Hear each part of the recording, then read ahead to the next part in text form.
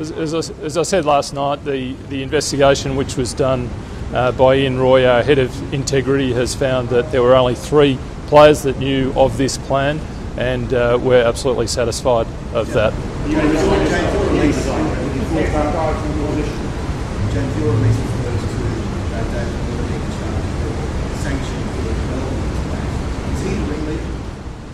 Look, I think I'm not going to go into specific detail. I think we've given quite a bit of detail in the release that relates to the findings that Ian has put before the board following his investigation. And given that we are at a stage now where sanctions have been offered to the players and they now have a time period in which they need to decide what position they take in response, it's not appropriate for me to go into any more detail or make any judgments on that other than the information that we've provided in that release. Judge, can you clarify about the sand? Was it sandpaper or was it sticky plaster? No, the release that's gone out today confirms that it was sandpaper. So is it a normal procedure to have sandpaper in the kit bag? Where did the sandpaper come from? It's not. I'm not sure that it's normal procedure, but I do understand that sandpaper is often in the dressing room or in players' kit bags in relation to looking after and taking care of their bats. Sorry?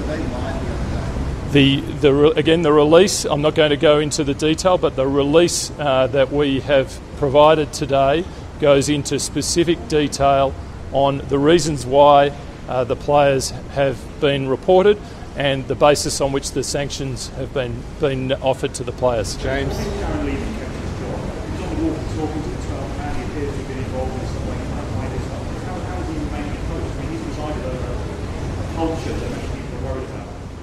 As I said last night, Darren Lehmann's the coach. Darren Lehmann was not in any way involved in the incident. Ian Roy has satisfied himself on that, and he continues as coach under his contract. James, have you spoken to the players since they found out the sanctions?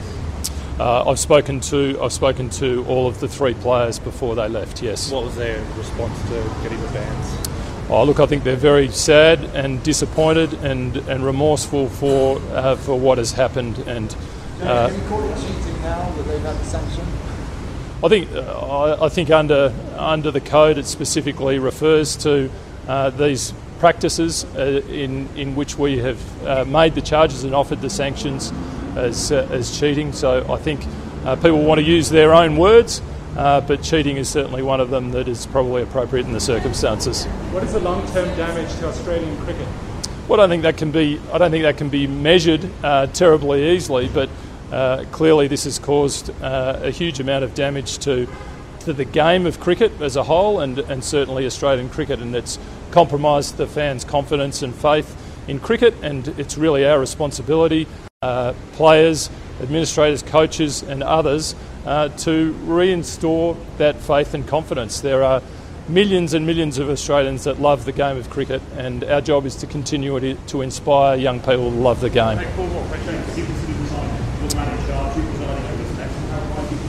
No, I haven't considered resigning. I've got a job to do, and this only strengthens my resolve to help the game. James, can you just explain the Lehmann situation? Maybe some because that looks like a cover-up. That's what the ex-players, commentators are saying. He gave a message, and then the sandpaper went down the crowd. Can you explain what happened there? Because to a lot of the public, it seems like he was involved in a cover-up. Look, I don't want to get too involved in the specific comments or the findings of the review, but I do, in Darren's defence, I do want to just clarify that specific matter, and I want to say that he sent a message to say what in the hell is going on. He didn't use hell; he used another word, but what in the hell is going on? That was found to be through Ian's.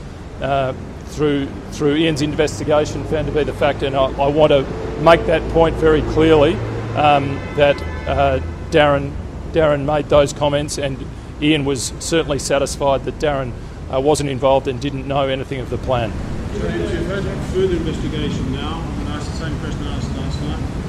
Is there concern now that it may not just be the one incident? Well, I don't think there's any evidence that we've seen or heard in the investigation in Ian's work, and Clearly the primary focus of his investigation is very much about the events of Cape Town, but also his discussions and his responsibility was to ask questions more broadly. And I guess on that, Mike, just to take that a step further, if there are credible allegations or suggestions to the contrary, we have a responsibility to investigate them. So it doesn't necessarily stop here, but at the same time, through the investigation thus far, we're satisfied that it does appear to be an isolated incident, but at the same time, if there are credible allegations or other suggestions, then we have powers under the code to investigate and take it further. With your experience, don't you find it hard to believe that the ballers are not aware of what's going on, considering they were trying to get the food in the reverse? Well, again, I'm only relying on the work of the investigation and the comments, and as I said last night,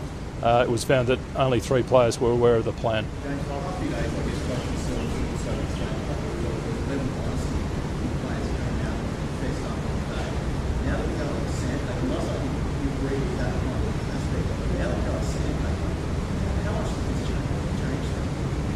Oh, look, I think there's, again, if you go to the release, you will see that it specifically mentions concern as to some of the comments that were made and not being totally transparent. There was an element of courage of taking on, I guess, the point and owning up to what happened, but there was also, unfortunately, an element of mistruth in that process, and they were things that were taken into consideration when the board went through its process of finalising and then offering sanctions.